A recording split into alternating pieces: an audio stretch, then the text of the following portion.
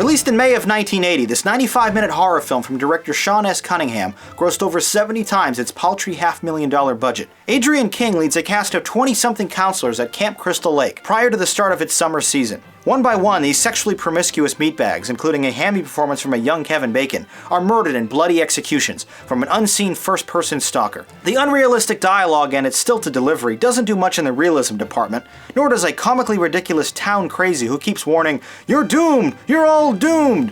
One of the few X-rated films to receive mainstream success, this movie shamelessly incorporates all of the stereotypical horror tropes.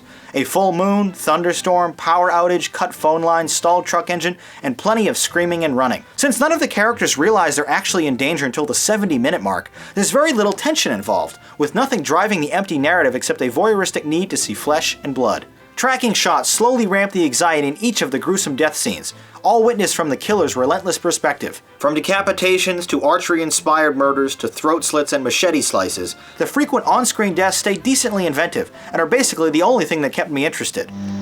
Ollie and free.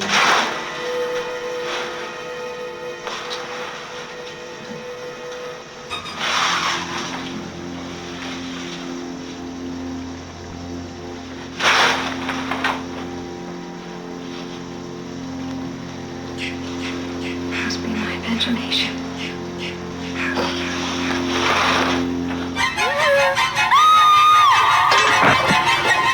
When the climax nears and a clear protagonist finally emerges, there is a laughably prolonged battle as the lone survivor fights for their life. Slow and campy by today's standards, this film is entertaining only as a curiosity for fans of the genre interested to see the humble beginnings of this 12-picture franchise. Harry Manfredini's score is perhaps the one thing that holds up well. The eerie echoing in the background suggests more than uneasiness in the air. Besides the oft-repeated first-person killer cam, the visuals here are largely uninspired, resulting in some unfortunately predictable scare moments. Although it's interesting to see where it all began, this is not a movie I plan to watch again, and most viewers today are likely better off with the 2009 remake. Friday the 13th. Cheap scares, but enjoyable gore.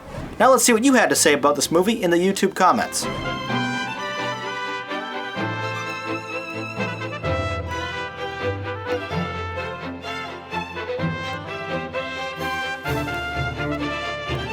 Now our scores for Friday the 13th, a 5-4 split. You applauded the setting, music, and atmosphere, but enjoyed little else, rating it an alright. With such a basic premise, I was disappointed more wasn't done here. The cool death sequences weren't enough for me to recommend it. I thought it was meh.